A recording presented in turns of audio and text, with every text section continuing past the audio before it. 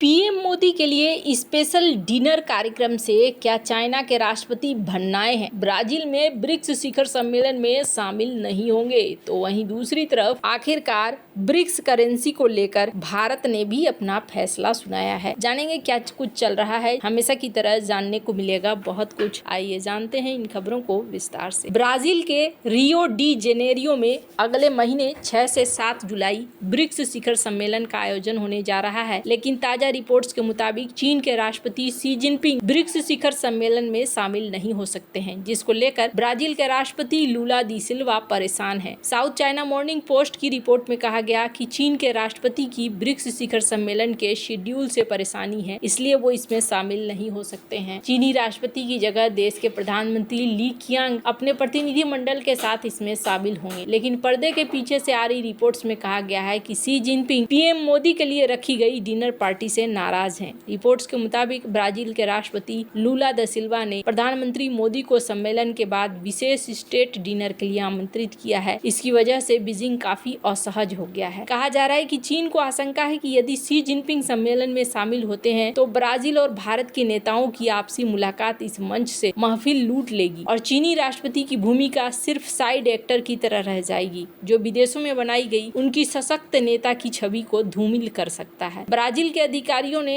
एससीएमपी को बताया है कि राष्ट्रपति लूला ने मई 2025 में चीन की यात्रा भी विशेष रूप से इसलिए की थी ताकि शी जिनपिंग को ब्रिक्स सम्मेलन में आमंत्रित किया जा सके। उन्होंने इसे गुडविल जेस्चर बताते हुए उम्मीद जताई थी कि शी जिनपिंग ब्राजील दौरे को लेकर सकारात्मक प्रतिक्रिया देंगे। ब्राजील के विशेष विदेश नीति सलाहकार सेल्सो अमोरिम ने भी चीनी विदेश मंत्री वांग यी के सामने इस मुद्दे को उठाया भी था। फिर भी चीनी राष्ट्रपति ने ब्रिक्स में शामिल नहीं होने का फैसला किया। दूसरी तरफ चीनी अधिकारियों का कहना है कि शिखर सम्मेलन में शी जिनपिंग की अनुपस्थिति की अटकलों का एक कारण ये भी है कि लूला और शी जिनपिंग 1 साल से भी कम समय में 2 बार मिल चुके हैं। उनकी पहली मुलाकात G20 शिखर सम्मेलन में पिछले साल नवंबर में ब्रासीलिया के राजकीय यात्रा के दौरान और फिर मई में बीजिंग में चीन सेलाक फोरम के दौरान हो चुकी है। चीन ने कहा कि वह ब्राजील की ब्रिक्स अध्यक्षता का समर्थन करता है। चीनी विदेश मंत्रालय के प्रवक्ता गुओ जियाकुन ने कहा कि बीजिंग अपने सदस्यों के बीच गहन सहयोग को बढ़ावा देना चाहता है। चीनी अधिकारियों ने कहा कि एक अस्थिर और अशांत दुनिया में ब्रिक्स राष्ट्र अपने रणनीतिक संकल्प को बनाए रखते हैं और वैश्विक शांति, स्थिरता और विकास के लिए मिलकर काम करते हैं। लेकिन चीन की ये दलीलें पल्ले नहीं पड़ रही है, क्योंकि द्विपक्षीय मुलाकात अलग है और ब्रिक्स एक मल्टी फोरम प्लेटफॉर्म है। साल 2008 में जब ब्रिक्स का पहला शिखर सम्मेलन ब्राजील में ही हुआ था, उस वक्त चीन के राष्ट्रपति हु जिनताओ चीन में आए विनाशक भूकंप के बावजूद शामिल हुए थे। वो भले ही एक ही दिन रहे, फिर भी वो शामिल हुए थे। विदेश मामलों के एक्सपर्ट का मानना है कि शी जिनपिंग अगर ब्रिक्स सम्मेलन में शामिल नहीं होते हैं तो इससे ब्राजील चीन रिश्तों को झटका लगेगा और चीन की उन कोशिशों को भी झटका लगेगा जिसमें वो खुद को ब्रिक्स में नेतृत्वकारी भूमिका में दिखाना चाहते हैं। ब्रिक्स एक प्रमुख मल्टी फोरम मंच है जिसमें दुनिया की 5 उभरती हुई अर्थव्यवस्था वाले देश ब्राजील, रूस, भारत, चीन, दक्षिण अफ्रीका शामिल है। इसकी शुरुआत 2009 में हुई थी। इसका मकसद वैश्विक शासन, व्यापार, जलवायु परिवर्तन, तकनीकी सहयोग और दक्षिण सहयोग जैसे मुद्दों पर साझा रुख अपनाना रहा है। ब्रिक्स को अक्सर पश्चिमी देशों के नेतृत्व वाले G7 या नाटो जैसे मंचों के जवाब के रूप में देखा जाता है, जहां विकासशील देश अपनी आवाज और हितों को मजबूती से पेश करते हैं। भारत और चीन जैसे राष्ट्रों के शामिल होने से ये मंच वैश्विक संतुलन के लिए एक शक्तिशाली उपकरण बन गया है। ब्रिक्स ने हाल के सालों में ब्रिक्स बैंक कारोबार में डॉलर के अलावा स्पेशल करेंसी बनाने और वैश्विक निवेश को साझा मंच विकसित किए हैं। साथ ही मंच सदस्य देशों के बीच सांस्कृतिक, रक्षा, साइबर और वैज्ञानिक सहयोग को भी बढ़ावा देता है। इस सम्मेलन में अगर प्रधानमंत्री मोदी, राष्ट्रपति लूला के बीच द्विपक्षीय वार्ता और स्टेट डिनर होता है तो यह न तो सिर्फ भारत ब्राजील के संबंधों को मजबूती देगा, बल्कि भारत को लैटिन अमेरिकी राजनीति में एक ठोस मौजूदगी का संकेत भी होगा। इससे बीजिंग के लिए एक असहज स्थिति बन जाएगी। जहाँ एक तरफ ये चल रहा है तो वहीं दूसरी तरफ भारत ने ब्रिक्स के करेंसी के बारे में एक नई जानकारी साझा की है। भारत के ब्रिक्स शेरपा और विदेश मंत्रालय में आर्थिक मामलों के सचिव दम्मू रवि ने कहा कि ब्रिक्स मुद्रा के विकास विकास की चर्चा अभी बहुत ही प्रारंभिक चरण में है, इसके लिए लंबा समय लग सकता है। ब्रिक्स देशों ने साल 2023 में एक साझा मुद्रा की अवधारणा प्रस्तावित की, जिसका उद्देश्य वैश्विक बाजारों में अमेरिकी डॉलर के प्रभुत्व को चुनौती देना था। हालांकि इस दिशा में प्रगति धीमी रही और भारत ने स्पष्ट किया कि यह प्रक्रिया अभी शुरुआती चरण में है। दम्मू रवि ने कहा कि एक साझा मुद्रा के गठन के लिए सभी सदस्य देशों की सहमति जरूरी है और इसके लिए कई नीतिगत और ढांचागत बदलाव की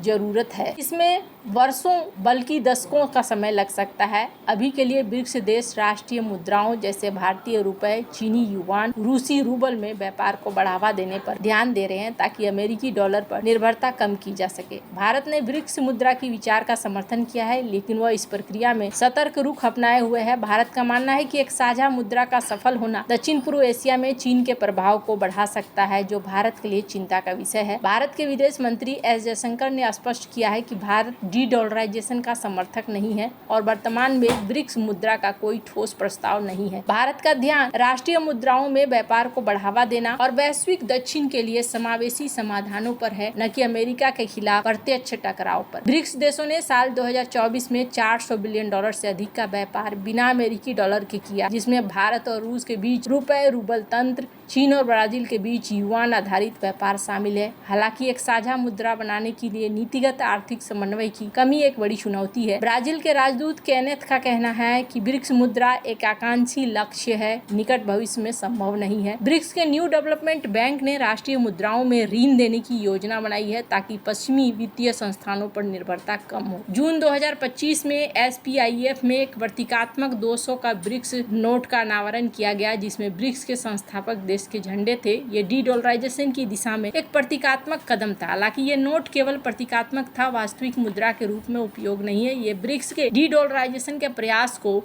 अलग करने का एक प्रयास था। भारत ने इस पर सतर्क रुख बनाए रखा है और भारत ऐसा कोई भी समझौता फिलहाल के लिए नहीं कर रहा है। भारत को डर है कि ब्रिक्स मुद्रा का सफल होना चीन के दक्षिण पूर्व एशिया में और मजबूत कर सकता है, क्योंकि चीन न्यू डेवलपमेंट बैंक में सबसे बड़ा हिस्सेदार है। भारतीय रुपए की स्थिरता पर भी खतरा आ सकता है, लेकिन एक साझा मुद्रा में शामिल होने से विनिमय दर जोखिम बढ़ जाता है। भारत पश्चिमी वित्तीय संस्थानों के साथ अपने संबंधों को बनाए रखना चाहता है। ब्रिक्स देशों ने राष्ट्रीय मुद्राओं में व्यापार को बढ़ावा दिया है, जैसे भारत और रूस के बीच रुपए रूबल तंत्र, चीन ब्राजील के बीच युआन।